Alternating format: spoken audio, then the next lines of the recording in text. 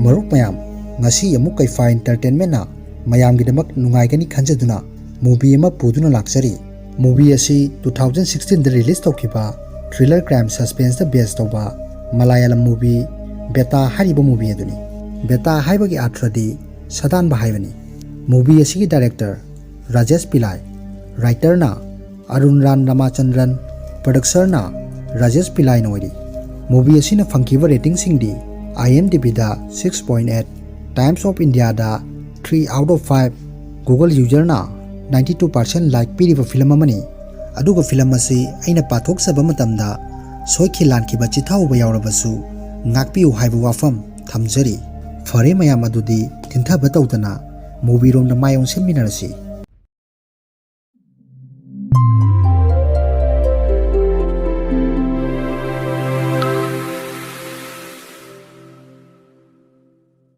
Movie asigi ahuba sinda IPS Sribala kaubi miyoi ama aikoi du halai. Aduga background da wahi kaya thamlagli. Aikoi policing oiba haibasisu arai achamba case amata natte thengnaribasi. Makal gi casing thengnaribani. Case mayam asigi mathakta kauba ngamloidaba case kaya su yauribani. Mayam asigi mathakta aihakisu amani Melvin Philip. Mingasi aina ahanba oina case asidagi thengnabani. Masida sin nasi kat tawkiduna Present na muglai. IPS Sribala gi imung asi aikoi da muk uhalai. Magi imung asi magi nupa amadi machanupi amasung mapa asi uhalai. Mahaki mapa asi hana circle inspector amani. Aduga accident amadagi memory loss oiduna leivani. Masigi matungda Sribala mahaki machanupi bu iskunda thinnaba thoraklami. Tanja asida miyoi amana phone tawrakpadagi mahaki yamna thuna mafam madu yausilakle. Police asina hairai mafam asidagi ni madam. Sribalana masina takpadi khanghaudana break fab oiramgani. Ahanbada kanana thengnabano. Sahib kauba miyoi asina aina numidang patrolling chatpa matamda thengnabani madam. Aikhoina numidang lakpada car ama thong hangdoktuna leirami. Adubu media amata yauramde. Aduga gari number adu trace tawbadagi film star Uma Satramuthi gi gari ni haiba khangmangamani. Aduga gari manung aduda thi humagi thabak chathabada mobile amasu thengnai. Masigi matung Sribalana hairi numidangda car langthoklamlaga chatkre. Aduga miyamna sakhang maikhang narabi film star adusu mangkre. Adubu karigumba pha punduna attack tawbagi khudamsu amata phangde. Masi ngangningai amani. Mayam film masigi ahuba sinda uhalibasi Uma Satramuthi kaubi film star amagi missing case kini. Karigidamak pharibano amadi phariba miyoi asi kanano haibadu film masigi makhata ba sarukta mayamna sodana khangbiragani. Police asina muk hairai madam Uma asi makoi hana tinaramba loinaramba college mates kayaga function ama yawba chatlubani. Hotel mamingna White Cloud kawi. Aduga mahak numidangi pung 8 makhai da pafam aduda thungmani. Aduga madam pung 10 makhai taba matamda mahak amuk hanki. Balana adudi ahanba saina tawro hotel adugi CCTV footage hana yenglo. Aduga numit aduda lakiba miyoi singi participant list sing loina khongalo. Adubu numit aduda fangkiba phone adugi owner adudi trace tawrabra. Madam phone asi Melvin Philip kauba miyoi amagini. Aduga madam phone asi dagi number amada phone kaya marom ama hanjin tawba thengnai. Balana kanagi number dano khangmangamlabra. Police asina Silex hargini madam. Silex hariba miyoi asi balaga luna tinaba ACP police amani. Sin nasiki matungda IPS Sribala Silex ki manakta laklami. Aduga wari khudimak tamli. Silex na numit ama ingolda unknown number kaya ama phone toina laklami. Adubu number adu khangdabana prank call oiramgani khanduna paikidre. Balana aikhoida ahanba oina fangliba evidence asi nangi number asini. Aduna case asi thengnabada nangsu yauro Silex. Karigidamak nangolda phone tawraklibano haibasi khangnaba. Silex na sorry Sribala ai hauzik case amata paiba yadri. Ai thabak yamna lei. Masida balana case asiki file amasu Silex ta pirami. Aduga muksu hairai karigumba paigi khalaklagadi aingona pau phoro. Adubu Silex hariba police asigi pusida su problem kaya ama thengnari. Mana case ama pairambani. Aduga magi custody da mara leriba miyoi adu sikre. Miyoi adu angang kaya ama sexual harassment tawbadagi phabani. Aduga investigation manungda miyoi adu sikhibani. Masina maram oiduna Department ACP Silex pu inquiry kaya su tawrami.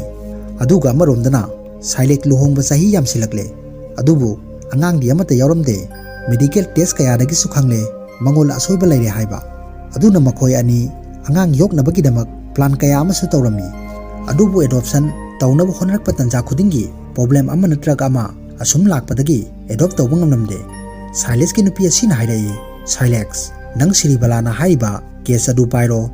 aduga case adu solve tawba taragadi nangolda leramba nungaitaba kaya amadi miyamna fatana uriba sing adu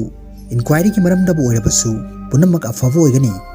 sinna sigi matungda Silex su case adu bu siribala ga loina na pairami masigi matung police sing numit adugi CCTV footage yenglami asira Rajib kawa police amana madam makhoi ahum phamliba sigi nakanda lebliba nupa asini Melvin hariba nupa asi police amana madam mapan ki parking CCTV footage ta Melvin gi gari na uma gi gari bu tanakhi balana fare adudi proof khudimak leirabanina mabu faro haiduna order tawrami masida sinnasi kat tawkiduna Melvin bu phanabagi damak makhoi police khara civil da laki makhoi police sing lakpo ubada Melvin chen kirami adubu police sing na tanaduna mahak pu phare masidagi mahak pu station da puraktuna wang paung chathari police asina sahi mari ki mamangda 2011 gi November 13 da nahaki na chanupi Angel mangkhibani nangi na cha mangkhibadagi nangi nupi Sarlin depression da laktuna drug addict amasu oiki chumbro wafam sing asi Melvin na chummi sar adubu ai nai gi nupi budi kayarak kannaba honakhibani mabu ni sata bu thaduk na haiduna masida flashback ama uhalai Melvin na si court typewriter oina thabak tawbu miyo yamani nongmadi court leiringai da phone ama lakpadagi mahak yamna thuna doctor yoroklami mahakna doctor yorokpadadi magi nupi asi sire haiduna leiramle police asin hairai balcony da kitabani adubu mahak mafam aduda sumak leikhidre masida present da muk laktuna balana Melvin nang college tamlingai gi marup uma hawikti famous actor ama oire nang mahak pu kalai da thammi Melvin na nokphet tawduna hairai mahak ti yamna fava nupi amani awatpa amata leite mahak na leiruba mafam khuding makta afaba ngakta oigani aduna ina mabu awa chaitheng amata pidana hatokre asumna karisu masada na chungba amata leitana hairaklammi wahi asi tabada police sing asidi angakpa haibadu oire balana kari maram leibagino nangna mabu halibadi masida Melvin na wari liduna khangalakli nongmai gi marup amana aingonda phone tawduna hairai nangi nupi Sarlin nupa amaga leiminabu I haiduna aduga ina yumda halaklaga aina Sarlin da hangi nang ngasi karai da chalubano Sarlin na karisu chattena haiduna ahanbada khumlai Melvin na prakashan nadi nang kaban tarada ui haina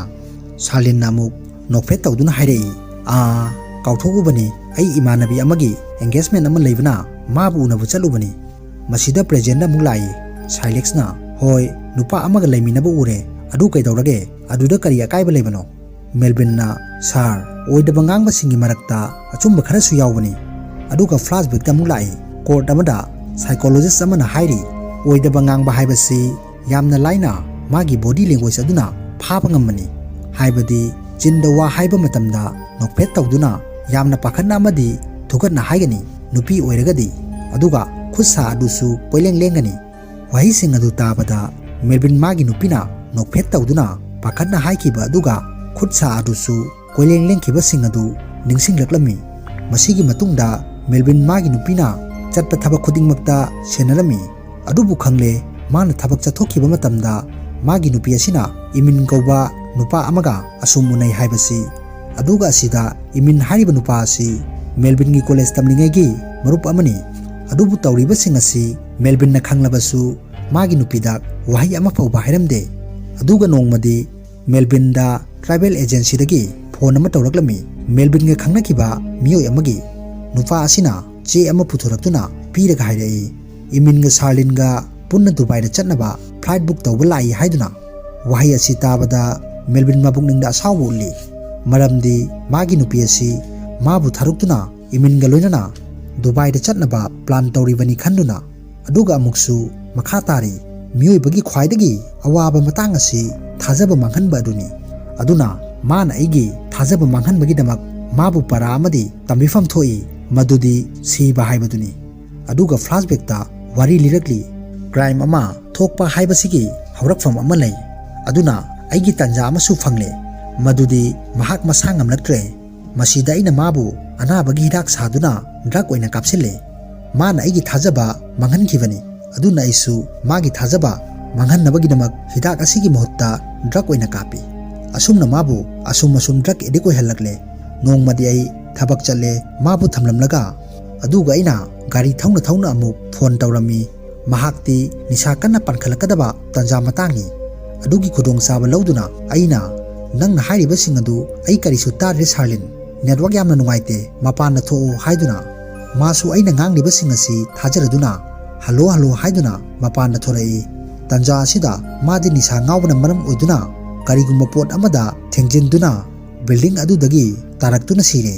ꯑꯁꯣꯝꯗꯅ ꯑꯩ phone ꯑꯗꯨ ꯄꯥꯏꯗꯨꯅ ꯃꯈꯣꯟ ꯇꯥꯗꯨꯅ ꯂꯩꯔꯤ ꯃꯈꯣꯜ ꯑꯗꯨ ꯇꯥꯕꯗ ꯑꯩꯍꯥꯛ ꯊꯃꯣꯏ ꯄꯦꯟꯕ ꯍꯥꯏꯕꯗꯨ ꯑꯣꯏꯔꯦ ꯃꯁꯤꯗ ꯑꯩꯅ ꯀꯣꯔꯠꯇ ꯂꯩꯔꯤꯉꯩꯗ ꯐꯣꯟ ꯇꯧꯔꯛꯂꯝꯃꯤ ꯑꯗꯨꯒ ꯑꯩꯅ ꯗꯣꯛꯇꯔꯗ ꯈꯪꯗꯕ ꯁꯥꯗꯨꯅ ꯌꯦꯡꯂꯝꯃꯤ ꯄ꯭ꯔꯦꯖꯦꯟꯇ ꯑꯃꯨꯛ ꯂꯥꯛꯇꯨꯅ ꯕꯂꯥꯅ ꯑꯁꯤꯗ ꯎꯃꯥ ꯆꯦꯟꯅꯔꯤꯕ ꯀꯔꯤꯒꯤꯅꯣ ꯃꯥꯒꯤ ꯀꯔꯤ ꯃꯔꯥꯜ ꯂꯩꯕꯒꯦ ꯃꯦꯜꯕꯤꯟꯅ ꯅꯣꯛꯐꯦꯠ ꯇꯧꯗꯨꯅ ꯃꯦꯗꯥꯝ ꯍꯥꯟꯅꯁꯨ ꯇꯥꯕꯤꯔꯝꯂꯒꯅꯤ wrong person at the wrong time ꯑꯩꯒꯤ ꯅꯦꯛꯁ ꯇꯥꯔꯒꯦꯠ ꯑꯁꯤ ꯏꯃꯤꯟꯅꯤ ꯑꯗꯨꯒ ꯃꯍꯥꯛ ꯑꯃꯨꯛ ꯗꯨꯕꯥꯏꯗ ꯊꯕꯛ ꯆꯠꯈ꯭ꯔꯕꯗꯤ ꯑꯃꯨꯛ ꯍꯟꯅ ꯑꯩꯒ ꯊꯦꯡꯅꯕ ꯐꯪꯂꯣꯏ ꯑꯗꯨꯅ ꯏꯁꯣꯔꯅꯁꯨ ꯑꯩꯉꯣꯟꯗ ꯆꯥꯟꯁ ꯑꯃ ꯄꯤꯕꯤꯔꯤ ꯃꯥꯒ ꯊꯦꯡꯅꯧ ꯍꯥꯏꯗꯨꯅ ꯑꯗꯨꯒ ꯄꯥꯔꯇꯤ ꯅꯨꯃꯤꯠ ꯑꯗꯨꯗ ꯃꯌꯥꯝ ꯄꯨꯟꯕ ꯂꯣꯏꯔꯗꯨꯅ ꯊꯣꯔꯛꯄ ꯃꯇꯝꯗ ꯏꯃꯤꯟ ꯎꯃꯥꯒꯤ ꯒꯥꯔꯤ ꯑꯗꯨꯗ ꯇꯣꯡꯗꯨꯅ ꯆꯠꯈꯤ ꯃꯁꯤꯗ ꯑꯩꯅꯁꯨ ꯃꯈꯣꯏꯒꯤ ꯒꯥꯔꯤꯒꯤ ꯃꯇꯨꯡ ꯏꯟꯅꯕꯅꯤ ꯑꯗꯨꯒ ꯃꯤ ꯀꯌꯥ ꯂꯩꯇꯕ ꯃꯐꯝ ꯌꯦꯡꯗꯨꯅ ꯑꯩꯅ ꯃꯈꯣꯏꯕꯨ ꯊꯠꯂꯕ ꯃꯇꯨꯡꯗ ꯃꯈꯣꯏ ꯑꯅꯤꯕꯨ ꯋꯥꯟꯊꯍꯟꯗꯨꯅ ꯑꯩꯅ ꯄꯨꯗꯨꯅ ꯆꯠꯂꯦ ꯑꯗꯨꯒ ꯃꯈꯣꯏ ꯑꯅꯤꯕꯨ ꯍꯥꯠꯇꯣꯛꯈ꯭ꯔꯦ ꯑꯗꯨꯒ ꯑꯃꯨꯛꯁꯨ ꯃꯈꯥ ꯇꯥꯔꯛꯏ ꯑꯗꯨꯕꯨ ꯂꯥꯏꯕꯛ ꯊꯤꯕꯗꯤ ꯏꯃꯤꯟꯒ ꯂꯩꯃꯤꯟꯅꯔꯨꯕ ꯎꯃꯥꯒꯤ ꯃꯔꯥꯜꯅꯤ ꯑꯩꯒ ꯃꯥꯒ ꯁꯥꯎꯅꯈꯤꯕ ꯈꯟꯅꯈꯤꯕ ꯂꯩꯇꯦ ꯃꯁꯤꯗ ꯁꯤꯟ ꯑꯁꯤ ꯀꯠ ꯇꯧꯈꯤꯗꯨꯅ ꯃꯦꯜꯕꯤꯟ ꯐꯤꯂꯝ ꯁ꯭ꯇꯥꯔ ꯎꯃꯥ ꯑꯃꯗꯤ ꯕꯤꯖꯤꯅꯦꯁꯃꯦꯟ ꯏꯃꯤꯟꯒꯤ ꯃꯤꯍꯥꯠꯀꯤ ꯀꯦꯁꯇ ꯐꯥꯔꯦ ꯍꯥꯏꯗꯨꯅ ꯄꯨꯊꯣꯔꯛꯂꯤ ꯑꯗꯨꯒ ꯕꯣꯗꯤꯁꯤꯡ ꯑꯗꯨꯒꯤ ꯃꯐꯝ ꯇꯥꯛꯅꯕ ꯃꯥꯕꯨ ꯄꯨꯗꯨꯅ ꯂꯥꯛꯂꯤ ꯃꯁꯤꯗ ꯃꯦꯜꯕꯤꯟꯅ ꯅꯨꯃꯤꯗꯥꯡꯒꯤ ꯃꯇꯝ ꯑꯣꯏꯕꯅ ꯆꯞ ꯆꯥꯕ ꯃꯐꯝ ꯈꯪꯗ꯭ꯔꯦ ꯍꯥꯏꯗꯨꯅ ꯂꯩꯔꯝꯃꯤ ꯃꯁꯤꯒꯤ ꯃꯇꯨꯡꯗ ꯃꯈꯣꯏ ꯄꯨꯂꯤꯁꯁꯤꯡ ꯄꯨꯟꯗꯨꯅ ꯂꯩꯔꯤ ꯔꯥꯖꯤꯕꯅ ꯃꯦꯗꯥꯝ ꯃꯦꯜꯕꯤꯟꯅ ꯕꯣꯗꯤ ꯊꯝꯂꯝꯃꯤ ꯍꯥꯏꯔꯤꯕ ꯃꯐꯝ ꯑꯗꯨ ꯊꯥ ꯑꯍꯨꯝꯗ ꯑꯃꯨꯛ 21 ꯗꯦꯖ ꯂꯩꯆꯤꯟ ꯌꯥꯝꯅ ꯊꯥꯕ ꯃꯐꯝꯅꯤ ꯑꯗꯨꯒ 12 ꯗꯦꯖꯀꯤ ꯃꯇꯨꯡꯗ ꯍꯟꯗꯛ ꯑꯃꯨꯛ ꯍꯧꯔꯒꯅꯤ ꯑꯗꯨꯅ ꯕꯣꯗꯤꯁꯤꯡ ꯑꯗꯨ ꯊꯤꯕꯗ ꯑꯋꯥꯕ ꯑꯃ ꯑꯣꯏꯒꯅꯤ ꯑꯗꯨꯅ 12 ꯗꯦꯖ ꯑꯁꯤꯒꯤ ꯃꯅꯨꯡꯗ ꯊꯤꯕ ꯐꯪꯅꯕ ꯍꯣꯠꯅꯗꯕ ꯌꯥꯔꯣꯏ ꯃꯁꯤꯗꯒꯤ ꯑꯃꯨꯛ ꯕꯂꯥ ꯑꯃꯗꯤ ꯁꯥꯏꯂꯦꯛꯁ ꯃꯦꯜꯕꯤꯟꯕꯨ ꯎꯅꯕ ꯂꯥꯛꯂꯤ ꯕꯂꯥꯅ ꯃꯦꯜꯕꯤꯟ ꯃꯐꯝ ꯑꯗꯨ ꯀꯗꯥꯏꯗꯅꯣ ꯑꯃꯨꯛꯇꯪ ꯃꯨꯟꯅ ꯅꯤꯡꯁꯤꯡꯉꯨ ꯍꯥꯏꯕꯗꯤ ꯖꯒꯥ ꯑꯗꯨ ꯀꯔꯝꯕ ꯄꯣꯠꯂꯝꯁꯤꯡ ꯍꯦꯛ ꯎꯕꯗ ꯅꯤꯡꯁꯤꯡꯕ ꯉꯝꯕ ꯑꯗꯨꯒꯨꯝꯕ ꯀꯥꯇꯤ ꯂꯩꯈꯤꯕ꯭ꯔꯥꯅ ꯃꯦꯜꯕꯤꯟꯅ ꯃꯦꯗꯥꯝ ꯀꯔꯤꯒꯨꯝꯕ ꯑꯃ ꯅꯤꯡꯁꯤꯡꯂꯛꯑꯦ ꯑꯩꯅ ꯕꯣꯗꯤꯁꯤꯡ ꯑꯗꯨ ꯐꯨꯝꯂꯝꯂꯒ ꯊꯣꯔꯛꯄ ꯃꯇꯝꯗ ꯂꯝꯕꯤ ꯑꯃꯗ ꯀꯔꯤꯒꯨꯝꯕ ꯄꯥꯏꯞ ꯇꯠꯈꯤꯕ ꯀꯥꯏꯈꯤꯕ ꯑꯃꯗꯤ ꯏꯁꯤꯡ ꯃꯈꯣꯜ ꯑꯃꯗꯤ ꯍꯧꯅ ꯇꯥꯏ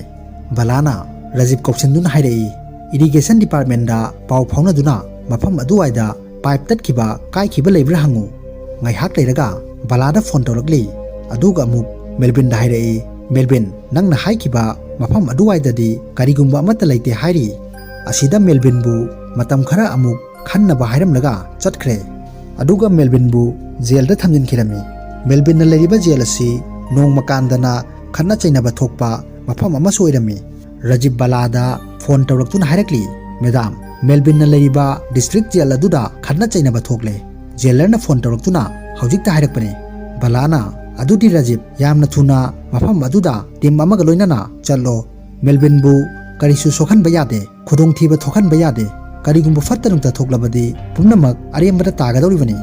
ꯑꯗꯨꯒ ꯌꯥꯝꯅ ꯊꯨꯅ ꯖꯦꯜ ꯑꯗꯨꯗ ꯆꯠꯇꯨꯅ ꯃꯌꯥꯝ ꯃꯔꯛ ꯑꯗꯨꯗꯒꯤ ꯃꯦꯜꯕꯤꯟꯕꯨ puthorklami asida news ta paw ama lakli hojik district jail da khanna chaina thokpagi thodokta Zemudin kauba ex police ama lekhidre mahak nupi angang da khotsa sangubagi jail da leibo oirami masigi nongalakpada bala amadi silex Melvin da mafam adugi matang da amadi umagi machanupi ki photo utuna mafam adu takna ba hairi asida Melvin na onna tainana magi nupi ki matang da pakhum amuksu pirakli aduga amuksu silex da unsinuna hairai sar adom chama da chama sargi nupi da thajaba thambibra sargi loinabi aduna thajaba sumang mangaloi haibasi khankiba kati lebra aduga balada amuk madam asomsu haibiune madam gi husband aduna madam bu thajaba sumang mangaloi haiba guarantee piba ngambra hojik aina hairiba singasi karisu tabiroi khangbiroi maramdi thokpa lejibanina masidagi Melvin busu pusinduna changkre ꯇꯟꯖꯥ ꯑꯁꯤꯗ ꯁꯥꯏꯂꯦꯛꯁꯀꯤ ꯐꯣꯟꯗ 5 lakhs ꯂꯧꯊꯣꯛꯈꯤꯕꯒꯤ message ꯑꯃ ꯂꯥꯛꯂꯝꯃꯤ꯫ ꯁꯤꯟ ꯑꯁꯤꯒꯤ ꯃꯇꯨꯡꯗ ꯁꯥꯏꯂꯦꯛꯁ ꯑꯃꯗꯤ ꯃꯥꯒꯤ ꯅꯨꯄꯤ ꯁꯣꯄꯤꯡ ꯑꯃ ꯆꯠꯂꯨꯔꯒ ꯌꯨꯝꯗ ꯂꯥꯛꯂꯤ꯫ ꯁꯥꯏꯂꯦꯛꯁꯅ ꯃꯥꯒꯤ ꯅꯨꯄꯤꯗ ꯍꯪꯂꯛꯏ, ꯕꯦꯡꯗꯒꯤ 5 lakhs ꯂꯧꯊꯣꯛꯈꯤꯕ ꯂꯩꯕ꯭ꯔꯥ? ꯃꯦꯁꯦꯖ ꯂꯥꯛꯏ ꯍꯥꯏꯗꯨꯅ ꯅꯨꯄꯤ ꯑꯁꯤꯅ ꯍꯣꯏ ꯂꯧꯊꯣꯛꯏ, ꯕꯕꯥꯅ ꯌꯨꯝ ꯀꯩ ꯁꯦꯝꯖꯤꯟꯕꯒꯤ ꯄꯩꯁꯥ ꯈꯔ ꯆꯤꯜꯂꯤ ꯍꯥꯏꯗꯨꯅ ꯑꯩꯅ ꯊꯥꯈꯤꯕꯅꯤ꯫ ꯑꯁꯣꯝꯗꯅ ꯁ꯭ꯔꯤꯕꯂꯥ ꯃꯥꯒꯤ ꯃꯆꯥꯅꯨꯄꯤꯒ ꯁꯣꯄꯤꯡ ꯇꯧꯗꯨꯅ ꯂꯩꯔꯤ꯫ ꯇꯟꯖꯥ ꯑꯁꯤꯗ ꯁ꯭ꯇꯦꯁꯟꯗꯒꯤ ꯐꯣꯟ ꯑꯃ ꯇꯧꯔꯛꯇꯨꯅ ꯍꯥꯏꯔꯛꯂꯤ, ꯃꯦꯗꯥꯝ ꯁ꯭ꯇꯦꯁꯟꯗ ꯂꯥꯛꯄꯤꯕ ꯌꯥꯒꯗ꯭ꯔꯥ? ꯌꯥꯝꯅ ꯂꯨꯕ ꯋꯥꯐꯝ ꯑꯃ ꯂꯩꯔꯦ꯫ ꯉꯥꯏꯍꯥꯛ ꯂꯩꯔꯒ ꯕꯂꯥ ꯁ꯭ꯇꯦꯁꯟ ꯌꯧꯁꯤꯜꯂꯛꯂꯦ꯫ ꯑꯁꯤꯗ ꯀꯣꯟꯁꯇꯦꯕꯜ ꯑꯃꯅ ꯆꯦ ꯑꯃ ꯄꯤꯔꯤ꯫ ꯕꯂꯥꯅ ꯄꯥꯏꯗꯨꯅ ꯌꯦꯡꯂꯝꯃꯤ꯫ ꯄꯦꯄꯔ ꯑꯁꯤ ꯃꯍꯥꯛꯀꯤ ꯃꯄꯥꯒꯤ ꯑꯦꯛꯁꯤꯗꯦꯟ ꯊꯣꯛꯈꯤꯕ ꯃꯇꯝꯒꯤ ꯅ꯭ꯌꯨꯁꯄꯦꯄꯔ ꯑꯣꯏꯔꯝꯃꯤ꯫ ꯑꯗꯨꯒ ꯃꯈꯥꯗ ꯂꯦꯇꯔ ꯑꯃꯁꯨ ꯏꯔꯤ, ꯕꯂꯥ ꯅꯪꯒꯤ ꯕꯕꯥꯒꯤ ꯑꯦꯛꯁꯤꯗꯦꯟ ꯑꯗꯨ ꯁꯣꯏꯈꯤꯗꯨꯅ ꯇꯧꯕ ꯅꯠꯇꯦ, ꯄ꯭ꯂꯥꯟ ꯇꯧꯗꯨꯅ ꯊꯣꯛꯍꯟꯕꯅꯤ꯫ ꯑꯁꯦꯡꯕꯁꯤꯡ ꯑꯗꯨ ꯊꯤꯗꯣꯛꯎ, ꯀꯔꯝꯅ ꯇꯧꯔꯤꯕꯅꯣ ꯍꯥꯏꯕꯗꯨ꯫ ꯃꯁꯤꯒꯤ ꯃꯇꯨꯡꯗ ꯁꯥꯏꯂꯦꯛꯁ ꯑꯃꯗꯤ ꯔꯥꯖꯤꯕ ꯃꯦꯜꯕꯤꯟꯒ ꯋꯥꯔꯤ ꯁꯥꯟꯅꯗꯨꯅ ꯂꯩꯔꯤ꯫ ꯃꯦꯜꯕꯤꯟꯅ ꯃꯥꯒꯤ ꯅꯨꯄꯤ ꯑꯁꯤꯒꯤ ꯃꯔꯝꯗ ꯑꯃꯨꯛ ꯋꯥꯔꯤ ꯇꯧꯔꯛꯏ꯫ ꯁꯥꯔ, ꯅꯣꯡꯃ ꯅꯣꯡꯃꯒꯤ ꯑꯁꯨꯝ ꯑꯣꯏꯗꯕ ꯉꯥꯡꯕ ꯑꯁꯨꯝ ꯍꯦꯟꯒꯠꯂꯛꯂꯦ꯫ ꯑꯗꯨꯅ ꯑꯩꯉꯣꯟꯗꯁꯨ ꯑꯣꯞꯁꯟ ꯑꯃꯠꯇ ꯂꯩꯇ꯭ꯔꯦ, ꯃꯥꯕꯨ ꯍꯥꯠꯄ ꯅꯠꯇꯅ꯫ ꯑꯗꯨꯅ ꯃꯥꯕꯨ ꯑꯩꯅ ꯍꯥꯠꯈꯤꯕꯅꯤ꯫ ꯔꯥꯖꯤꯕꯅ ꯆꯪꯁꯤꯜꯂꯛꯇꯨꯅ ꯍꯥꯏꯔꯛꯏ, ꯁꯥꯔ, ꯀꯦꯁ ꯑꯁꯤꯒꯤ ꯋꯥꯔꯤ ꯍꯥꯏꯗꯅ ꯑꯁꯨꯝ ꯃꯥꯒꯤ ꯋꯥꯔꯤ ꯂꯤꯗꯨꯅ ꯃꯇꯝ ꯂꯧꯗꯨꯅ ꯂꯩꯔꯦ, ꯀꯔꯤ ꯇꯧꯁꯤꯒꯦ? ꯁꯥꯏꯂꯦꯛꯁꯅ ꯃꯦꯜꯕꯤꯟꯕꯨ ꯄꯨꯁꯤꯟꯈꯤꯅꯕ ꯍꯥꯏꯔꯝꯃꯤ꯫ ꯃꯁꯤꯗ ꯁꯥꯏꯂꯦꯛꯁꯀꯤ ꯐꯣꯟꯗ ꯃꯥꯒꯤ ꯅꯨꯄꯤꯒꯤ ꯃꯦꯁꯦꯖ ꯑꯃ ꯂꯥꯛꯂꯝꯃꯤ, ꯑꯩ ꯊꯕꯛ ꯑꯃ ꯆꯠꯊꯣꯛꯂꯨꯒꯦ ꯃꯥꯒꯤ ꯃꯔꯨꯞꯁꯤꯡꯒ ꯍꯥꯏꯗꯨꯅ꯫ ꯑꯁꯤꯗ ꯁꯥꯏꯂꯦꯛꯁꯁꯨ ꯃꯥꯒꯤ ꯅꯨꯄꯤꯕꯨ ꯆꯤꯡꯅꯕ ꯑꯁꯨꯝ ꯍꯦꯟꯒꯠꯂꯛꯂꯝꯃꯤ꯫ ꯃꯔꯝꯗꯤ ꯃꯦꯜꯕꯤꯟꯅ ꯍꯥꯏꯈꯤꯕ ꯃꯥꯒꯤ ꯅꯨꯄꯤꯗ 100% ꯊꯥꯖꯕ ꯉꯝꯕꯤꯕ꯭ꯔꯥ? ꯑꯃꯗꯤ ꯅꯣꯡꯃ ꯅꯣꯡꯃꯒꯤ ꯑꯁꯨꯝ ꯑꯣꯏꯗꯕ ꯉꯥꯡꯕ ꯑꯁꯨꯝ ꯍꯦꯟꯒꯠꯂꯛꯂꯦ ꯍꯥꯏꯈꯤꯕꯁꯤꯡ ꯑꯗꯨꯅ꯫ ꯑꯗꯨꯒ ꯁꯥꯏꯂꯦꯛꯁꯅ ꯃꯀꯨꯕꯣꯛꯇ ꯐꯣꯟ ꯇꯧꯗꯨꯅ ꯍꯪꯂꯛꯏ, ꯕꯕꯥ ꯌꯨꯝ ꯀꯩ ꯁꯦꯝꯖꯤꯟꯕ ꯂꯣꯏꯔꯕ꯭ꯔꯥ? ꯀꯃꯥꯏꯅ ꯇꯧꯔꯦ? ꯑꯍꯜ ꯑꯁꯤꯅ ꯀꯨꯏꯔꯦꯗ ꯂꯣꯏꯈꯤꯕ, ꯊꯥ ꯍꯦꯜꯂꯦꯗ, ꯅꯈꯣꯏꯗꯤ ꯑꯗꯨꯒ ꯑꯝꯇ ꯈꯪꯂꯝꯂꯣꯏ, ꯅꯣꯡꯃꯇ ꯐꯣꯟ ꯇꯧꯔꯛꯄꯁꯨ ꯂꯩꯇꯦ, ꯂꯥꯛꯇꯨꯅ ꯌꯦꯡꯕꯁꯨ ꯂꯩꯇꯦ꯫ ꯋꯥꯍꯩ ꯑꯁꯤ ꯇꯥꯕꯗ ꯁꯥꯏꯂꯦꯛꯁ ꯌꯥꯝꯅ ꯉꯛꯂꯝꯃꯤ꯫ ꯑꯗꯨꯒ ꯑꯃꯨꯛ ꯍꯥꯏꯔꯛꯏ, ꯑꯅꯨꯒ ꯄꯥꯎ ꯐꯥꯎꯅꯗꯕ꯭ꯔꯥ ꯕꯕꯥ? ꯑꯍꯜ ꯑꯁꯤꯅ ꯀꯨꯏꯔꯦꯗ ꯐꯥꯎꯅꯗꯕ, ꯐꯣꯟꯁꯨ ꯅꯣꯡꯃꯇ ꯂꯥꯛꯇꯦ꯫ ꯋꯥꯍꯩ ꯑꯁꯤ ꯇꯥꯕꯗ ꯃꯥꯒꯤ ꯅꯨꯄꯤꯅ 5 lakhs ꯃꯄꯥꯗ ꯌꯨꯝ ꯀꯩ ꯁꯦꯝꯖꯤꯟꯅꯕ ꯄꯤꯈꯤ ꯍꯥꯏꯕꯗꯨ ꯅꯤꯡꯁꯤꯡꯂꯛꯏ꯫ ꯑꯗꯨꯒ ꯀꯣꯟꯅ ꯐꯥꯎꯔꯛꯂꯒꯦ ꯍꯥꯏꯗꯨꯅ ꯐꯣꯟ ꯑꯗꯨ ꯊꯝꯂꯝꯃꯤ꯫ ꯃꯁꯤꯗꯒꯤ ꯁꯥꯏꯂꯦꯛꯁ ꯃꯥꯒꯤ ꯅꯨꯄꯤꯕꯨ ꯆꯤꯡꯅꯕ ꯑꯁꯨꯝ ꯍꯦꯟꯒꯠꯂꯛꯇꯨꯅ ꯃꯥꯒꯤ ꯅꯨꯄꯤꯒꯤ ꯆꯠꯄ ꯊꯕꯛ ꯈꯨꯗꯤꯡꯃꯛꯇ ꯇꯨꯡ ꯏꯟꯅꯔꯝꯃꯤ꯫ ꯑꯁꯤꯗ ꯃꯥꯒꯤ ꯅꯨꯄꯤ ꯑꯁꯤ ꯅꯨꯄꯥ ꯑꯃꯒ ꯄꯨꯟꯗꯨꯅ ꯀꯣꯏꯕ ꯆꯠꯃꯤꯟꯅꯔꯤ꯫ ꯑꯁꯣꯝꯗꯅ ꯕꯂꯥ ꯃꯥꯒꯤ ꯃꯄꯥꯒꯤ ꯃꯔꯨꯞꯇ ꯐꯣꯟ ꯇꯧꯗꯨꯅ ꯑꯦꯛꯁꯤꯗꯦꯟ ꯅꯨꯃꯤꯠ ꯑꯗꯨꯗ ꯃꯥꯒ ꯊꯦꯡꯅꯈꯤꯕꯒꯤ ꯋꯥꯔꯤ ꯍꯪꯂꯤ꯫ ꯑꯍꯜ ꯑꯁꯤꯅ ꯋꯥꯔꯤ ꯂꯤꯔꯛꯏ, ꯅꯨꯃꯤꯠ ꯑꯗꯨ ꯃꯥꯅ ꯋꯥꯔꯤ ꯑꯔꯨꯕ ꯑꯃ ꯂꯩꯔꯦ, ꯑꯗꯨꯅ ꯀꯨꯞꯅ ꯈꯟꯅꯗꯕ ꯌꯥꯔꯣꯏ꯫ ꯋꯥ ꯑꯗꯨ ꯍꯥꯏꯔꯛꯄꯗ ꯐꯣꯟ ꯑꯃ ꯂꯥꯛꯄꯗꯒꯤ ꯀꯣꯟꯅ ꯋꯥꯔꯤ ꯁꯥꯟꯅꯔꯁꯤ ꯍꯥꯏꯗꯨꯅ ꯊꯨꯅ ꯃꯐꯝ ꯑꯗꯨꯗꯒꯤ ꯆꯠꯈ꯭ꯔꯦ꯫ ꯑꯗꯨꯒ ꯉꯥꯏꯍꯥꯛ ꯂꯩꯔꯒ ꯑꯦꯛꯁꯤꯗꯦꯟ ꯑꯗꯨ ꯊꯣꯛꯈꯤꯕꯅꯤ꯫ ꯁꯤꯟ ꯑꯁꯤꯒꯤ ꯃꯇꯨꯡꯗ ꯁꯥꯏꯂꯦꯛꯁ ꯃꯥꯒꯤ ꯅꯨꯄꯤꯒꯤ ꯀꯣꯜ ꯂꯤꯁ ꯑꯗꯨ ꯊꯤꯖꯤꯜꯂꯝꯃꯤ꯫ ꯅꯨꯄꯥ ꯑꯁꯤꯅ, ꯁꯥꯔ, ꯐꯣꯟ ꯈ꯭ꯋꯥꯏꯗꯒꯤ ꯂꯥꯛꯂꯤꯕ ꯄꯥꯎ ꯐꯥꯎꯅꯔꯤꯕ ꯃꯤꯁꯛ ꯑꯁꯤ ꯔꯣꯅꯤ ꯀꯧꯏ꯫ ꯑꯗꯨꯒ ꯔꯣꯅꯤ ꯍꯥꯏꯔꯤꯕ ꯃꯤꯑꯣꯏ ꯑꯁꯤꯒꯤ ID ꯁꯨ ꯄꯨꯊꯣꯛꯇꯨꯅ ꯎꯠꯂꯤ꯫ ꯑꯁꯣꯝꯗꯅ ꯕꯂꯥ ꯃꯐꯝ ꯑꯃꯗ ꯃꯥꯒꯤ ꯃꯄꯥꯒꯤ ꯈꯟꯕꯗ ꯋꯥꯈꯜ ꯅꯨꯡꯉꯥꯏꯇꯅ ꯂꯩꯔꯤ꯫ ꯇꯟꯖꯥ ꯑꯁꯤꯗ ꯁꯥꯏꯕꯔꯗꯒꯤ ꯐꯣꯟ ꯇꯧꯔꯛꯇꯨꯅ ꯍꯥꯏꯔꯛꯂꯤ, ꯃꯦꯗꯥꯝ ꯑꯦꯛꯁꯤꯗꯦꯟ ꯅꯨꯃꯤꯠ ꯑꯗꯨꯒꯤ ꯀꯣꯜ ꯂꯤꯁ ꯑꯗꯨ ꯐꯪꯂꯦ꯫ ꯑꯗꯨꯒ ꯑꯔꯣꯏꯕ ꯑꯣꯏꯅ ꯐꯣꯟ ꯋꯥꯔꯤ ꯁꯥꯟꯅꯈꯤꯕ ꯑꯁꯤ ꯁꯥꯏꯂꯦꯛꯁ ꯁꯥꯔꯅꯤ꯫ ꯋꯥ ꯑꯗꯨ ꯇꯥꯕꯗ ꯕꯂꯥ ꯑꯉꯛꯄ ꯍꯥꯏꯕꯗꯨ ꯑꯣꯏꯔꯦ꯫ ꯄꯨꯝꯅꯃꯛ ꯑꯁꯤ ꯃꯥꯒꯤ ꯃꯄꯥꯕꯨ ꯑꯦꯛꯁꯤꯗꯦꯟ ꯊꯣꯛꯍꯜꯂꯤꯕ, ꯄ꯭ꯂꯥꯟ ꯇꯧꯔꯤꯕ ꯃꯤꯑꯣꯏ ꯑꯁꯤ ꯁꯥꯏꯂꯦꯛꯁꯅꯤ ꯍꯥꯏꯗꯨꯅ ꯂꯩꯔꯦ꯫ ꯃꯁꯤꯒꯤ ꯃꯇꯨꯡ ꯁꯥꯏꯂꯦꯛꯁ ꯔꯣꯅꯤꯕꯨ ꯀꯔꯝꯕ ꯃꯇꯝꯗ ꯌꯨꯝꯗꯒꯤ ꯊꯣꯔꯛꯄꯅꯣ ꯌꯦꯡꯁꯤꯟꯗꯨꯅ ꯂꯩꯔꯤ꯫ ꯃꯁꯤꯒꯤ ꯃꯇꯨꯡꯗ ꯁꯦꯅꯤꯌꯔ ꯄꯨꯂꯤꯁ ꯑꯃꯅ ꯕꯂꯥ ꯑꯃꯗꯤ ꯁꯥꯏꯂꯦꯛꯁ ꯀꯧꯈꯠꯇꯨꯅ ꯍꯥꯏꯔꯛꯏ, ꯍꯧꯖꯤꯛꯇꯤ ꯃꯇꯝ ꯂꯩꯇ꯭ꯔꯦ, ꯀꯦꯁ ꯑꯁꯤꯁꯨ ꯅꯈꯣꯏꯅ ꯀꯔꯤꯁꯨ ꯇꯧꯕ ꯉꯝꯗ꯭ꯔꯦ꯫ ꯑꯗꯨꯅ ꯉꯥꯏꯍꯥꯛꯀꯤ ꯃꯇꯨꯡꯗ CBI ꯂꯥꯛꯇꯨꯅ ꯀꯦꯁ ꯑꯁꯤ ꯂꯧꯈ꯭ꯔꯒꯅꯤ꯫ ꯁꯥꯏꯂꯦꯛꯁꯅ, ꯁꯥꯔ, ꯑꯔꯣꯏꯕ ꯑꯣꯏꯅ ꯄꯨꯡ 3ꯒꯤ ꯃꯇꯝ ꯈꯤꯇꯪ ꯄꯤꯕꯤꯌꯨ, ꯑꯩ ꯁꯣꯏꯗꯅ ꯈꯪꯅꯕ ꯍꯣꯠꯅꯖꯒꯦ꯫ ꯁꯦꯅꯤꯌꯔ ꯑꯁꯤꯅꯁꯨ ꯑꯌꯥꯕ ꯄꯤꯔꯝꯃꯤ꯫ ꯑꯗꯨꯒ ꯃꯦꯜꯕꯤꯟꯒ ꯑꯃꯨꯛ ꯎꯅꯔꯝꯃꯤ꯫ ꯁꯥꯏꯂꯦꯛꯁꯅ, ꯃꯦꯜꯕꯤꯟ, ꯑꯃꯨꯛꯇꯗꯤ ꯅꯤꯡꯁꯤꯡꯅꯕ ꯍꯣꯠꯅꯧ, ꯕꯣꯗꯤꯁꯤꯡ ꯑꯗꯨ ꯀꯗꯥꯏꯗ ꯂꯩꯕꯅꯣ? ꯃꯦꯜꯕꯤꯟꯅ, ꯑꯁꯦꯡꯕꯅꯤ ꯁꯥꯔ, ꯑꯩ ꯃꯐꯝ ꯑꯗꯨ ꯁꯦꯡꯅ ꯍꯥꯠꯂꯕ ꯃꯇꯨꯡꯗ ꯀꯗꯥꯏꯗ ꯐꯨꯝꯂꯝꯕꯅꯣ ꯍꯥꯏꯕꯗꯨ ꯅꯤꯡꯁꯤꯡꯕ ꯊꯣꯛꯇ꯭ꯔꯦ꯫ ꯋꯥꯍꯩ ꯑꯁꯤ ꯇꯥꯕꯗ ꯃꯈꯣꯏꯁꯨ ꯎꯄꯥꯏ ꯂꯩꯇ꯭ꯔꯗꯨꯅ ꯆꯠꯀꯦ ꯇꯧꯔꯛꯄꯗ ꯃꯦꯜꯕꯤꯟꯅ, ꯑꯩ ꯃꯐꯝ ꯑꯗꯨ ꯇꯥꯛꯀꯦ, ꯑꯗꯨꯒ ꯑꯔꯣꯏꯕ ꯑꯣꯏꯅ ꯑꯩꯒꯤ ꯋꯥꯍꯪꯒꯤ ꯄꯥꯎꯈꯨꯝ ꯄꯤꯔꯝꯃꯨ꯫ ꯃꯦꯗꯥꯝ ꯕꯂꯥ, ꯑꯗꯣꯝꯒ ꯌꯥꯝꯅ ꯅꯛꯅꯅ ꯂꯣꯏꯅꯕ ꯃꯔꯨꯞ ꯑꯃꯅ ꯊꯥꯖꯕ ꯃꯥꯡꯍꯜꯂꯕꯗꯤ ꯑꯁꯣꯝ ꯀꯩꯗꯧꯒꯅꯤ? ꯑꯗꯨꯒ ꯁꯥꯔ, ꯑꯗꯣꯝꯒꯤ ꯅꯨꯄꯤꯅ ꯊꯥꯖꯕ ꯃꯥꯡꯍꯜꯂꯛꯄ ꯇꯥꯔꯒꯗꯤ ꯑꯁꯣꯝ ꯀꯩꯗꯧꯒꯅꯤ? ꯋꯥꯍꯩ ꯑꯁꯤ ꯇꯥꯕꯗ ꯕꯂꯥ ꯄꯥꯎꯈꯨꯝ ꯀꯔꯤꯁꯨ ꯄꯤꯗꯅ ꯆꯠꯈꯤꯔꯝꯃꯤ꯫ Masida Silexti Laihoduna Thong Lonsinduna Melvinbu Fazana Puthare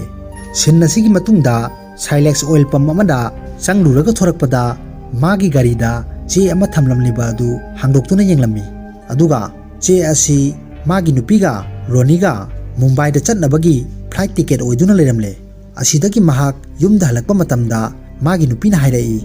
Silex hayeng di ai office ki thabak amagi damak Mumbai chatkani aduga numida wairam meeting loiraga halakani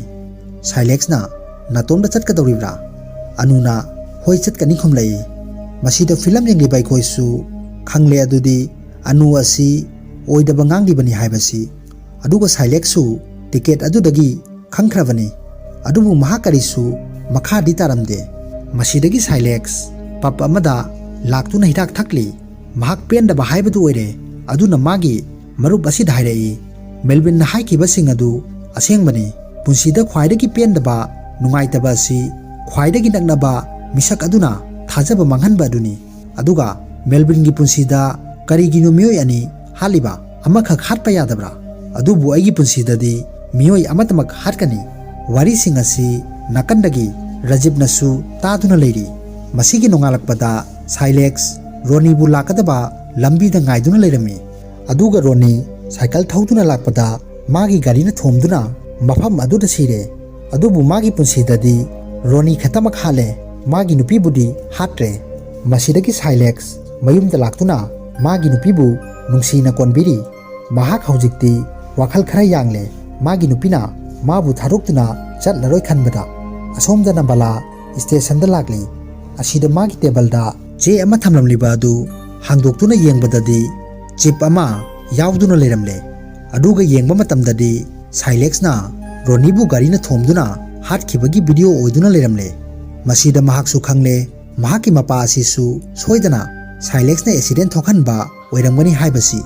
asomdana balagi mapa asi masu nupiga sanaduna leiri aduga angang aduna pairiba dedi adu mana munduna amuksu sanari mapa asi angangi mawng matawgum asum tawrami matam ayamada dedi su yamna pamjarami sinnasigi matungda bala station da laktuna senior police asida mana phangniba Silex ki video adugi matangda wari tamge tawrpada police asina bala na tamge tawriba wa adu kakthalaga hairakli bala Melvin na body sing adugi leifam haige hairakle but one condition mana nang amadi Silex natana kanada su hairoi phongdorakli aduna nang amadi Silex maga punna sport adu da chatminaro asumna balana magi wa makhata handana mana hairibadu hana tawnab khanghalli masidagi Silex amadi bala Melvin bu puduna location adu da laklami adubu mafam adu jausilakpa matamdadi leichil yamna thaba matam jauraduna lambi adu yamna suklami asumna sumlakpada gari asina kariguma posak ama thongkhirami aduga yamna thuna Silex na kumthaduna karino haiduna yenglakpa matamda numidangi matamnina animal crossing area ni haiba khangmangamle aduna sa oiramgani haiduna amuk makhatana Melvin ga laktuna yamna liraba yum amada purakli kasing aduda changlakpa matamdadi uma amadi imin wan thaduna leiramle makhoi anibu Melvin na hatpo iramdre phaduna thambo iramle masida sinasi kat tawkhiduna korta mu lei Melvin bu magi nupi sikiba amadi macha mangkhiba adudagi kok chaklatuna thabak sing asi tawbani haiduna mahakpu treatment tawnaba police ta sinakhirami aduga chalamdai matam asida balada yengduna magul leina minok amasu thamlami ibai khoisu chamam nahali Melvin na tawriba si karino mana miyoi ani su hale adu loraga jail da su amuk leire aduga mana miyoi sing adu phaduna thamlamliba karino mahakna drama sing asi sanariba karino aduga court na treatment tawnaba poba chalamdai da balada nokphet tawlamliba karino wahang sing asi gi pakhum makha taba sarukta kari karam torokpage haibadu mayam punna ngai minarasi masida balasu Melvin gi minok amadi mana nahandagi oidaba sing hayiliba karigino magi minok asida karigumba arotpa kharadi lairi khanduna yengduna leihori matam khara haukraba matungda Silex amadi anu angang adopt tawnabagi damak laklami aduga halakpa matamda anuna ai nangolda karigumba khara hainingi wahi sing asi haiduna Roni gi yumda puduna laklami ꯃꯁꯤꯗ ꯁꯥꯏꯂꯦꯛꯁꯅ ꯅꯍꯥꯟꯗꯒꯤ ꯔꯣꯅꯤ ꯑꯃꯗꯤ ꯃꯥꯒꯤ ꯅꯨꯄꯤꯗ ꯈꯜꯂꯨꯔꯤꯕꯁꯤꯡ ꯑꯁꯤ ꯂꯣꯏꯅ ꯂꯥꯟꯗꯨꯅ ꯂꯩꯔꯝꯂꯦ꯫ ꯑꯁꯦꯡꯕꯗꯤ ꯔꯣꯅꯤꯅ ꯃꯈꯣꯏ ꯑꯅꯤꯒꯤ ꯑꯉꯥꯡ ꯐꯪꯅꯕꯒꯤꯗꯃꯛ ꯀꯣꯏꯆꯦꯟ ꯆꯦꯟꯕꯤꯗꯨꯅ ꯍꯣꯠꯅꯕ ꯑꯣꯏꯔꯝꯂꯦ꯫ ꯋꯥꯔꯤꯁꯤꯡ ꯑꯁꯤ ꯈꯪꯂꯛꯄꯗ ꯁꯥꯏꯂꯦꯛꯁ ꯑꯉꯛꯄ ꯍꯥꯏꯕꯗꯨ ꯑꯣꯏꯔꯦ꯫ ꯃꯥꯅ ꯈꯜꯂꯨꯕꯅ ꯔꯣꯅꯤ ꯑꯃꯗꯤ ꯑꯅꯨ ꯃꯈꯣꯏ ꯑꯅꯤ ꯑꯁꯤ ꯃꯔꯤ ꯂꯩꯅꯩ ꯍꯥꯏꯗꯨꯅ ꯔꯣꯅꯤꯕꯨꯁꯨ ꯃꯥꯅ ꯍꯥꯠꯇꯣꯛꯈꯤꯕꯅꯤ꯫ ꯑꯁꯣꯝꯗꯅ ꯑꯃꯨꯛ ꯕꯂꯥ ꯏꯃꯤꯟꯒ ꯄꯨꯟꯗꯨꯅ ꯋꯥꯔꯤ ꯁꯥꯟꯅꯔꯤ꯫ ꯕꯂꯥꯅ ꯍꯥꯏꯔꯛꯏ, ꯍꯧꯖꯤꯛꯇꯤ ꯀꯔꯤꯁꯨ ꯈꯜꯂꯨꯔꯅꯨ, ꯏꯃꯤꯟ ꯍꯧꯈꯤꯕ ꯈꯨꯗꯤꯡꯃꯛ ꯃꯪꯂꯥꯟꯅꯤ ꯈꯟꯗꯣꯛꯂꯣ, ꯑꯃꯗꯤ ꯅꯪꯒ ꯁꯥꯔꯂꯤꯟꯒ ꯔꯤꯂꯦꯁꯟ ꯂꯩ ꯍꯥꯏꯕꯁꯨ ꯃꯦꯜꯕꯤꯟꯅ ꯂꯣꯏꯅ ꯈꯪꯕꯅꯤ꯫ ꯋꯥꯍꯩ ꯑꯁꯤ ꯇꯥꯕꯗ ꯏꯃꯤꯟꯅ ꯍꯥꯏꯔꯛꯏ, ꯁꯣꯔꯤ ꯃꯦꯗꯥꯝ, ꯀꯅꯥꯅꯣ ꯁꯥꯔꯂꯤꯟ ꯍꯥꯏꯔꯤꯕꯁꯤ? ꯕꯂꯥꯅ ꯑꯃꯨꯛ ꯐꯥꯒꯤ ꯇꯧꯔꯤꯕ꯭ꯔꯥ? ꯑꯩꯅ ꯍꯥꯏꯕꯗꯤ ꯃꯦꯜꯕꯤꯟꯒꯤ ꯅꯨꯄꯤ ꯁꯥꯔꯂꯤꯟꯕꯨꯅꯤ꯫ ꯅꯪꯒ ꯃꯥꯒ ꯔꯤꯂꯦꯁꯟꯗ ꯂꯩ ꯍꯥꯏꯕꯁꯤ ꯑꯩꯈꯣꯏꯁꯨ ꯂꯣꯏꯅ ꯈꯪꯉꯤ꯫ ꯏꯃꯤꯟꯅ, ꯀꯔꯤꯅꯣ ꯍꯥꯏꯔꯤꯕꯁꯤꯕꯨ ꯃꯦꯗꯥꯝ? ꯑꯩꯒꯤ ꯄꯨꯟꯁꯤꯗ ꯑꯃꯨꯛꯇ ꯐꯥꯎ ꯁꯥꯔꯂꯤꯟ ꯍꯥꯏꯔꯤꯕ ꯅꯨꯄꯤꯁꯤ ꯎꯗ꯭ꯔꯤ꯫ ꯑꯗꯨꯒ ꯃꯦꯜꯕꯤꯟꯗꯤ ꯀꯣꯂꯦꯖꯇ ꯈꯛ ꯄꯨꯟꯈꯤꯕꯅꯤ, ꯑꯗꯨꯒ ꯑꯃꯨꯛꯁꯨ ꯆꯍꯤ 23ꯒꯤ ꯃꯇꯨꯡꯗ ꯐꯪꯁꯟꯗ ꯊꯦꯡꯅꯕꯅꯤ꯫ ꯐꯔꯦ ꯃꯦꯗꯥꯝ, ꯑꯩꯁꯨ ꯊꯕꯛ ꯈꯔ ꯂꯩꯍꯧꯏ, ꯃꯁꯤ ꯍꯥꯏꯗꯨꯅ ꯆꯠꯈ꯭ꯔꯦ꯫ ꯋꯥꯔꯤꯁꯤꯡ ꯑꯁꯤ ꯇꯥꯕꯗ ꯕꯂꯥ ꯉꯛꯅ ꯂꯩꯍꯧꯔꯤ꯫ ꯃꯁꯤꯒꯤ ꯃꯇꯨꯡꯗ ꯁꯥꯏꯂꯦꯛꯁꯨ ꯋꯥꯈꯜ ꯈꯟꯗꯨꯅ ꯂꯩꯔꯤ꯫ ꯀꯅꯥꯒꯨꯝꯕ ꯑꯃꯗꯤ ꯁꯣꯏꯗꯅ ꯃꯦꯜꯕꯤꯟ ꯖꯦꯟꯗ ꯂꯩꯔꯕꯁꯨ ꯃꯄꯥꯟꯗꯒꯤ ꯃꯇꯦꯡ ꯄꯥꯡꯂꯤ꯫ ꯃꯍꯥꯛꯅ ꯁꯣꯏꯗꯅ ꯑꯣꯏꯔꯝꯒꯅꯤ ꯑꯩꯒꯤ ꯕꯥꯏꯛꯇ ꯔꯣꯅꯤ ꯑꯃꯗꯤ ꯑꯅꯨꯒꯤ ꯐ꯭ꯂꯥꯏꯠ ꯇꯤꯀꯦꯠ ꯊꯝꯂꯝꯂꯤꯕꯗꯨ꯫ ꯑꯗꯨꯅ ꯃꯔꯝ ꯑꯣꯏꯗꯨꯅ ꯑꯩꯅ ꯍꯦꯟꯖꯤꯟꯅ ꯔꯣꯅꯤ ꯑꯃꯗꯤ ꯑꯅꯨꯕꯨ ꯂꯥꯟꯅ ꯎꯈꯤꯕꯅꯤ꯫ ꯋꯥꯍꯪꯁꯤꯡ ꯑꯁꯤꯒꯤ ꯄꯥꯎꯈꯨꯝꯗꯤ ꯃꯦꯜꯕꯤꯟꯗ ꯂꯩꯒꯅꯤ꯫ ꯑꯁꯣꯝꯗꯅ ꯑꯃꯨꯛ ꯕꯂꯥ ꯃꯦꯜꯕꯤꯟꯒꯤ ꯅꯨꯄꯤꯕꯨ ꯄꯣꯁꯃꯣꯔꯇꯦꯝ ꯇꯧꯈꯤꯕ ꯗꯣꯛꯇꯔ ꯑꯗꯨꯒꯤ ꯃꯅꯥꯛꯇ ꯂꯥꯛꯂꯝꯃꯤ꯫ ꯗꯣꯛꯇꯔ ꯑꯁꯤꯅ, ꯃꯦꯗꯥꯝ, ꯅꯨꯄꯤ ꯑꯗꯨ ꯍꯥꯟꯅꯗꯒꯤ ꯗ꯭ꯔꯒ ꯑꯦꯗꯤꯛ ꯅꯠꯇꯦ, ꯑꯗꯨꯕꯨ ꯃꯍꯥꯛ ꯂꯩꯈꯤꯗꯕ ꯅꯨꯃꯤꯠ ꯑꯗꯨꯗꯗꯤ ꯗ꯭ꯔꯒ ꯑꯣꯚꯔꯗꯣꯁꯅꯤ, ꯑꯗꯨꯒ ꯃꯍꯥꯛ ꯃꯁꯥꯅ ꯁꯨꯁꯥꯏꯗ ꯇꯧꯕꯗꯤ ꯅꯠꯇꯦ꯫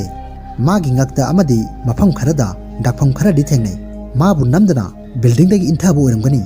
ꯑꯗꯨꯒ ꯑꯁꯦꯡꯕ ꯔꯤꯄꯣꯔꯠ ꯑꯗꯨ ꯃꯊꯛ ꯊꯣꯡꯕꯁꯤꯡꯅ ꯄ꯭ꯔꯦꯁꯔ ꯇꯧꯔꯛꯄꯗꯒꯤ ꯁꯨꯁꯥꯏꯗꯅꯤ, ꯑꯦꯛꯁꯤꯗꯦꯟꯅꯤ ꯍꯥꯏꯗꯨꯅ ꯇꯥꯍꯟꯈꯤꯕꯅꯤ꯫ ꯃꯁꯤꯗꯒꯤ ꯕꯂꯥ ꯊꯣꯛꯂꯛꯇꯨꯅ ꯃꯦꯜꯕꯤꯟꯒꯤ ꯐ꯭ꯂꯦꯠ ꯑꯗꯨꯗ ꯂꯥꯛꯇꯨꯅ ꯃꯊꯛꯇꯒꯤ ꯃꯦꯜꯕꯤꯟꯅ ꯁꯣꯏꯗꯅ ꯃꯥꯒꯤ ꯅꯨꯄꯤꯕꯨ ꯏꯟꯊꯗꯨꯅ ꯍꯥꯠꯄ ꯑꯣꯏꯔꯝꯒꯅꯤ ꯍꯥꯏꯗꯨꯅ ꯋꯥꯈꯜ ꯁꯥꯒꯠꯂꯤ꯫ ꯁꯤꯟ ꯑꯁꯤꯒꯤ ꯃꯇꯨꯡꯗ ꯁꯥꯏꯂꯦꯛꯁ ꯑꯃꯗꯤ ꯕꯂꯥ ꯃꯦꯜꯕꯤꯟꯕꯨ ꯎꯅꯕ ꯂꯥꯛꯂꯝꯃꯤ꯫ ꯃꯥꯕꯨ ꯇ꯭ꯔꯤꯠꯃꯦꯟ ꯆꯠꯊꯔꯤꯕ ꯃꯐꯝ ꯑꯗꯨꯗ ꯑꯁꯦꯡꯕ ꯋꯥꯔꯤꯁꯤꯡ ꯑꯗꯨ ꯈꯪꯅꯕꯒꯤꯗꯃꯛ꯫ ꯕꯂꯥꯅ, ꯃꯦꯜꯕꯤꯟ, ꯑꯅꯨ ꯅꯍꯥꯛꯀꯤ ꯅꯨꯄꯤ ꯑꯦꯛꯁꯤꯗꯦꯟꯂꯤ ꯃꯈꯥꯗ ꯇꯥꯗꯨꯅ ꯁꯤꯕ ꯅꯠꯇꯦ, ꯑꯗꯨꯒ ꯃꯥꯒ ꯏꯃꯤꯟꯒꯁꯨ ꯔꯤꯂꯦꯁꯟꯗ ꯂꯩꯈꯤꯕ ꯂꯩꯇꯦ, ꯄꯨꯝꯅꯃꯛ ꯑꯔꯥꯟꯕꯅꯤ꯫ ꯁꯥꯏꯂꯦꯛꯁꯅ, ꯅꯪꯅ ꯀꯔꯤꯒꯤꯗꯃꯛ ꯁꯥꯔꯂꯤꯟꯕꯨ ꯍꯥꯠꯂꯤꯕꯅꯣ? ꯑꯁꯦꯡꯕꯁꯤꯡ ꯑꯗꯨ ꯀꯔꯤꯅೋ? ꯃꯦꯜꯕꯤꯟꯅ, ꯑꯣꯏꯗꯕ ꯀꯌా ꯑꯃ ꯍꯥꯏꯔꯕꯁꯨ ꯑꯆꯨꯝꯕꯒꯤ ꯃꯥꯡꯗꯗꯤ ꯀꯔꯤꯁꯨ ꯅꯠꯇꯦ꯫ ꯑꯣꯏꯗꯕ ꯋꯥꯍꯩ ꯍꯟꯖꯤꯟ ꯍꯟꯖꯤꯟ ꯍꯥꯏꯔꯕꯁꯨ ꯑꯔꯣꯏꯕꯗ ꯑꯆꯨꯝꯕꯅ ꯁꯣꯏꯗꯅ ꯃꯥꯏ ꯄꯥꯛꯀꯅꯤ꯫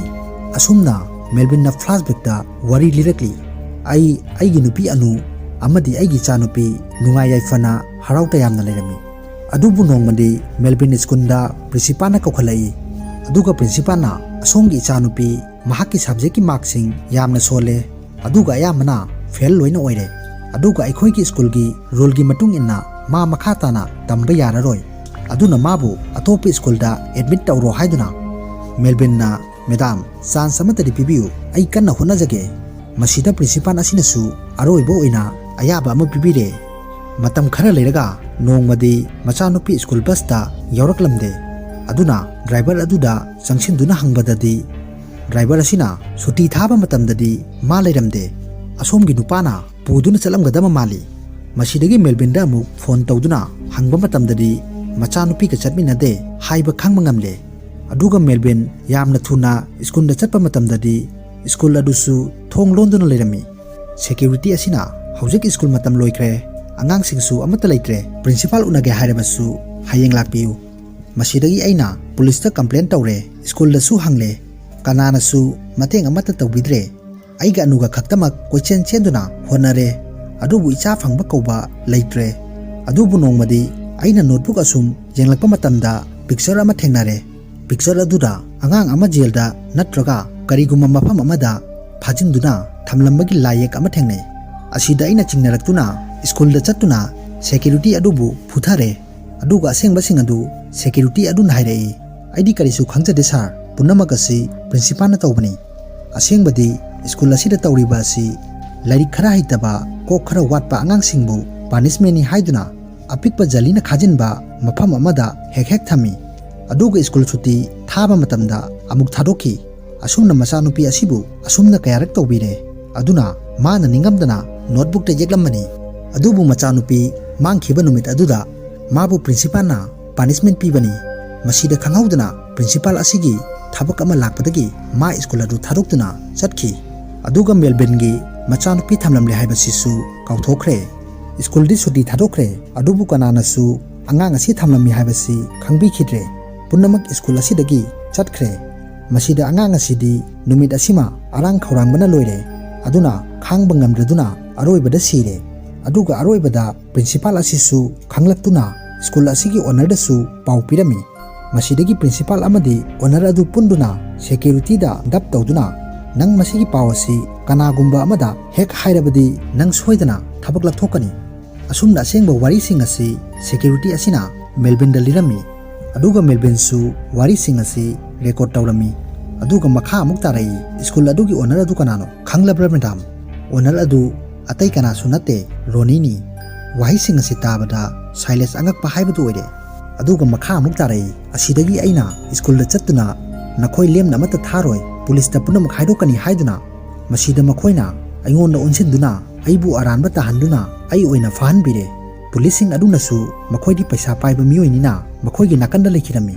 ꯑꯗꯨꯒ ꯔꯣꯅꯤꯅ ꯑꯩꯒꯤ ꯌꯨꯝꯗ ꯆꯠꯇꯨꯅ ꯁꯥꯔꯂꯤꯟꯕꯨ ꯊꯦꯝꯖꯤꯟꯅꯕ ꯍꯣꯠꯅꯩ, ꯊꯣꯛꯈꯤꯕꯁꯤꯡ ꯑꯗꯨ ꯀꯥꯎꯊꯣꯛꯎ ꯍꯥꯏꯗꯨꯅ꯫ ꯋꯥꯍꯩꯁꯤꯡ ꯑꯗꯨ ꯁꯥꯔꯂꯤꯟꯅꯗꯤ ꯀꯔꯤꯁꯨ ꯌꯥꯔꯝꯗꯦ꯫ ꯃꯁꯤꯗ ꯔꯣꯅꯤꯅ ꯑꯅꯨꯒꯤ ꯉꯛꯇ ꯗ꯭ꯔꯒ ꯏꯟꯖꯦꯛꯁꯟ ꯀꯥꯞꯁꯤꯟꯗꯨꯅ ꯕꯦꯜꯀꯣꯅꯤꯗꯒꯤ ꯏꯟꯊꯗꯨꯅ ꯍꯥꯠꯇꯣꯛꯂꯦ꯫